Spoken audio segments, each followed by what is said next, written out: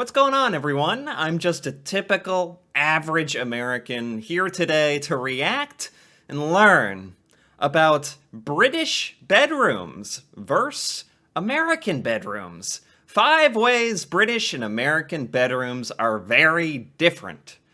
I have to admit, this video title caught me a little off guard.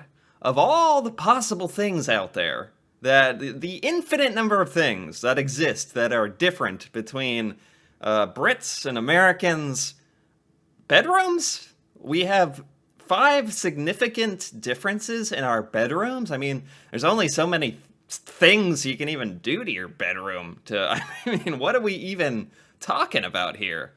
You go there, you sleep, you leave, you know, you might decorate it a little differently. Is that what we're talking about? So when I saw this video title about the differences in bedrooms, I was like, what are we talking about here? But that's exactly what, piqued my interest. So if your interest is piqued as well, take a look with me. Let's find out. One of the most common bedroom differences I get asked about is, why do Americans sleep with that extra sheet between the quilt and you? Okay. I just like how he phrased that. Especially from my point of view, as an American, where it's like, what do you mean? That's just... 'cause that's the thing in between the things. It's just there. Hello, I'm Lawrence and I'm on a quest to uncover all of the memos that Britain and America lost in the pond, and one of those memos pertains to bedrooms. Yeah. In Britain and throughout the world, people need a designated... Oh my gosh, what kind of accent was that? The way he said through. Through. to bedrooms. In Britain and throughout the world, people need a designated room where they can go to sleep and do other stuff, like reading, for example. But depending on Yes. the country that you're in, the Yes. bedroom, a word supposedly coined by Shakespeare, might take a different form. And as somebody who has lived extensively in both Britain and America, this is most certainly true of those two countries. I mean, that's what it would take to observe a difference as minuscule and specific as what is the difference between American and British bedrooms. So he's obviously experienced both somehow, which is very good, because I don't feel like there's any other way you could find out. And so without further ado, here are 5 ways that British and American bedrooms are very different. Okay. Built-in closets. Like a closet where you open the door and there's a closet there in your room? Before we even get to the main centerpiece of the bedroom, which is the bed, there is one major thing that American bedrooms have that most British bedrooms do not, and it's something contained not within the 4 walls of the bedroom, but within the wall. I'm talking about built-in closets. Oh, yeah, like the one he's standing in front of right now. That's not standard in British households? I mean, do Americans just love their closets? I mean, I know the answer to that. Americans do really love their closets. My goodness, some of them can get so gigantic you could almost put a bed inside of the closet, of the built-in closet, and live in there. You'd be living within a bedroom inside your bedroom. Oh, anyway, before I get lost down that rabbit hole for too long, yes, this is absolutely standard. You don't always have a door. Sometimes it's just a sliding thing. Sometimes there's no door at all, but it certainly is like a little room in your bedroom. Yeah. Huh. Now, this is my walk-in closet. I say mine, I mean it is shared with my wife, of course. I say shared, I mean it's mostly hers. Yes, that is usually the truth as well. So you might be thinking, well, Lawrence, where do British people hang their clothes? And the answer is simple: in a wardrobe that admittedly takes up more space, unless it... Right. Hold on, I want to go back to that. And the answer is simple: in a Right, a wardrobe. Man, we don't even use that word in America. Wardrobe. Yes, a giant piece of furniture to stick your stuff inside of. We're certainly familiar with this concept, but man, We just tend to have closets everywhere, no matter where you go, no matter how fancy your house is, how cheap your house is, you always have a closet. So wardrobes just aren't as common. It's true. This is absolutely true. Wardrobe that admittedly takes up more space, unless it leads to Narnia. But while America may have the advantage in the closet department, Britain is still leading the way on these. Hot water bottles. Hot water bottles. What are we doing with hot water bottles in the bedroom? Why? What's going on? Back in the days when I still dressed like a child, you bought me this t-shirt, so you can leave it out. Back in the days when I was still a child, I distinctly remember sleeping alongside a rubber accessory that was filled with hot water. It was a hot water bottle. What? I feel like at some point I've seen this. This almost looks like something that'd be in a hospital or something. I don't know. Gosh, it's not for it's not what I thought it was. It's not for drinking out of. I was really picturing a literal sports water bottle. Hot water bottle. It's hot. Is it to heat up your sheets, your blanket? Is that the purpose? And it was one of those things that I'd forgotten about until researching for this video. For anyone not in the know, a hot water bottle is exactly the accessory I just described, and its purpose is to keep you warm while you sleep. It can be Yeah. a problem if you accidentally burst it, because then your parents think you have another problem and you have to go see a doctor. Yeah, as far as I'm aware. Oh gosh, I mean, maybe this existed in America 60 plus years ago, I don't know. But I have never in my lifetime ever had anything like this, and no one I know, I think, would have experience with a hot water bottle. But back in the day, when like you didn't have sophisticated household heating, maybe, you know, everyone probably had a hot water bottle no matter where you lived, just because it was practical to not freeze to death while you were sleeping. But is this common in modern Britain as well? Now, with the advent of electric blankets, hot water bottles have seen a decline in popularity. Yeah, electric blankets. Yes. That's fancy stuff. That's pretty fancy. I've never had one. Honestly, I'm not against it, but that would be the modern kind of equivalent. This is particularly true in the United States, but I have it on good authority that people still occasionally use them in Britain. But part of me believes that most of them just use it to refill their tea without leaving the bed. Bed sizes. Oh, goodness. I imagine, if I had to guess, Americans on average have enormous bed sizes. We like to have everything the biggest and best and most gigantic in the United States, so I'm imagining our bed sizes are huge? Maybe? I hope I'm not backwards here. As always, when it comes to comparing British and American things, inevitably it always comes back to size. And you might not be too surprised to learn that American beds, on the whole, are longer, wider, or sometimes both, than British beds. So Yes. We like to be comfortable. We like it. We want to be cozy, sorry. let's take a look at how that plays out, or lays out. That's a bed pun. Sorry, let's just take a look. So the smallest bed size in the United States is the twin bed. This measures in at roughly 39 by 75 inches. And its nearest equivalent in Britain is a single bed, which is just as long as an American twin, but 4 inches less wide. A single. Yeah, I've never even really heard of a single. I mean, I'd only would think you would find this at like a summer camp or a military barracks. Like a tiny little singular person mattress. Never in a house. Yeah, twin is pretty big, honestly. I'll even admit that, but the smallest that we're willing to go. After that, America has a twin XL, which is coupled with Britain's small double. Try saying that after 4 whiskeys. And then America has what is known as the full-size mattress. This is 54 inches by 75. This is almost identical to the double-size mattress in... Yeah, I feel like most Americans, whether they have 2 people in the bed or 1, would, at a minimum, go for like a full. Like, we want to be sprawled out and be able to roll around. And just like, it's probably one of the things I'm most okay with about excess in America. I'm okay with the excessively big mattress. in Britain. From here on out, things become like a game of chess, as both countries sort of introduce a royal family of mattress sizes.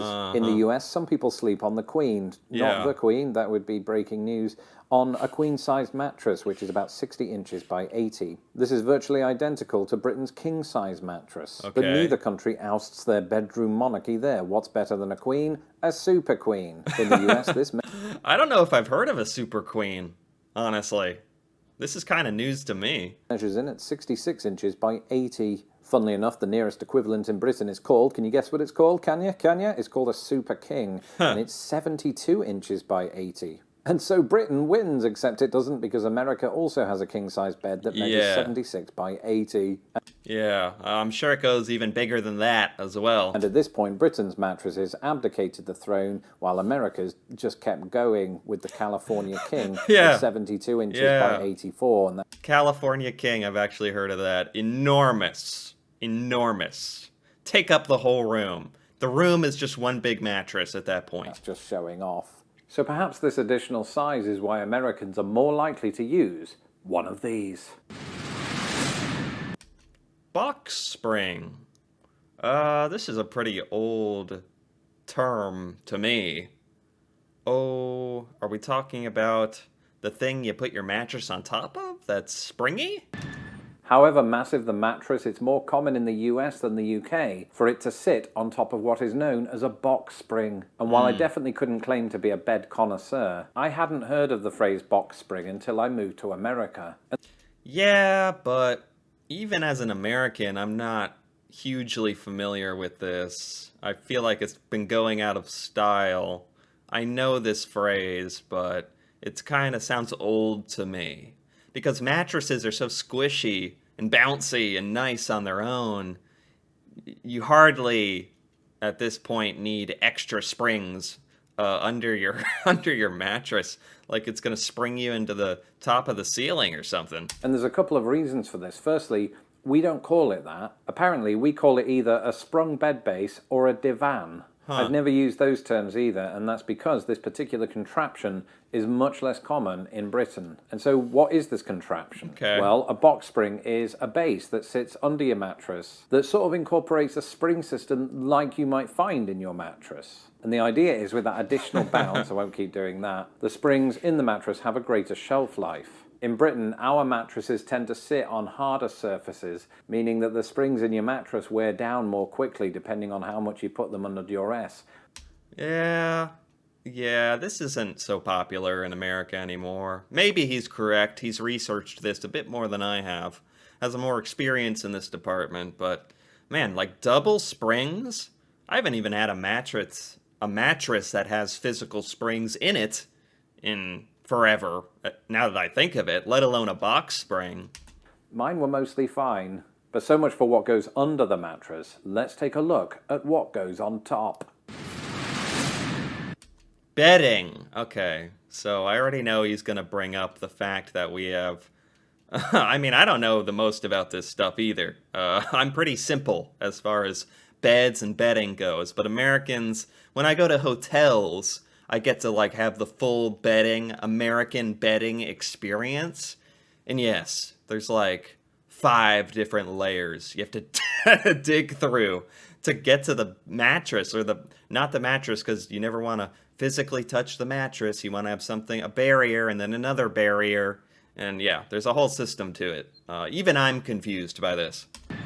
One of the most common bedroom differences I get asked about is, why do Americans sleep with that extra sheet between the quilt and you? And this is what's known as a top sheet. And while I have read that top sheets have become less popular among younger Americans, they Yeah. are nonetheless still in wide use. But what purpose do they serve? Well, aside from know. adding an additional layer of warmth for Americans that don't know the joys of a hot water bottle, a top sheet is often used for hygienic reasons. Yeah, that's what I thought. A lot of it seems to be hygiene and cleanliness and a million barriers of stuff. I don't know. The theory being that your body, and therefore body odor and sweat and dirt, doesn't come into contact with the comforter/quilt. And I can get behind this idea because it means you can wash the comforter less often.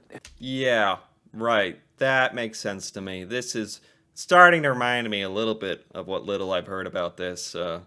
It's a barrier so that you get this thing dirty instead of your fancy stuff underneath. Who needs bulky laundry? Now, because Americans are more likely to use this approach than British people, they're also more likely to not use a duvet cover because what's the point? A duvet cover? I'm not sure I know what that is either. Well, I feel like I've heard of it, though. Hold on, I can search this. It's spelled duvet, right? Duvet covers? Yeah, I mean, it shows up in Google.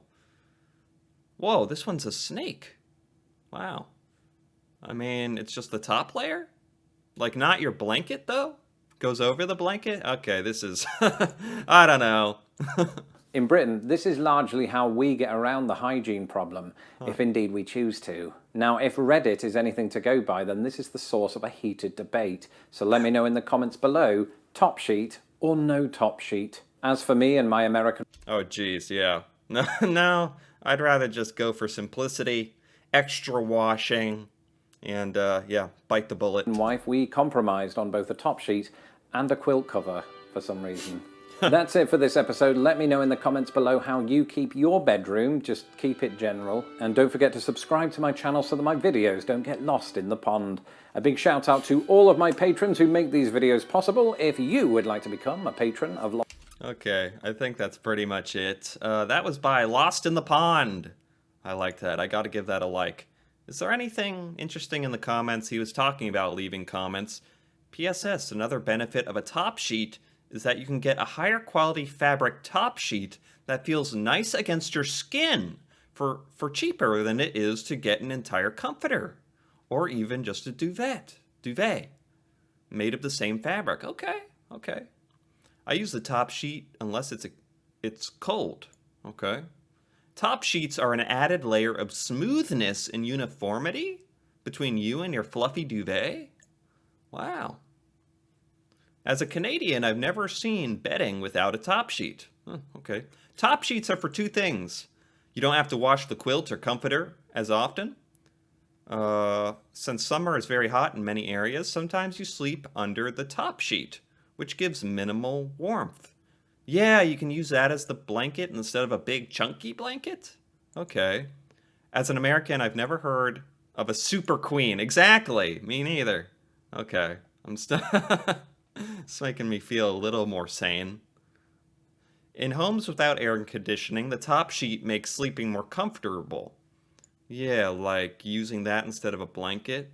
I think I've done that. Okay, maybe I've naturally kind of converged on some of these things. All right, I liked that. I did enjoy this video. I really was thinking, this has to be a stretch, right? Major differences between British and American bedrooms. What could it possibly be? But some of these were actually fairly interesting. The hot water bottle, that I thought was a water bottle. What else did he say? Hot water bottle. Let me scroll through here a little bit. Oh, the size of the mattresses. Yes, that's probably one of the bigger ones. And the existence of a built-in closet. Yeah, that's pretty significant. Okay. I will pass down my ruling that this was more significant differences than I would have thought. So I would say, I'd say this was actually fairly interesting, fairly informative. Anyway, if you found this fairly informative as well, feel free to give it a like or leave a comment. And if you're interested in more videos like this, me reacting to Britain, the UK, culture there, stuff there that I've never seen before, feel free to subscribe for more. And until then, thanks for watching, and see you next time.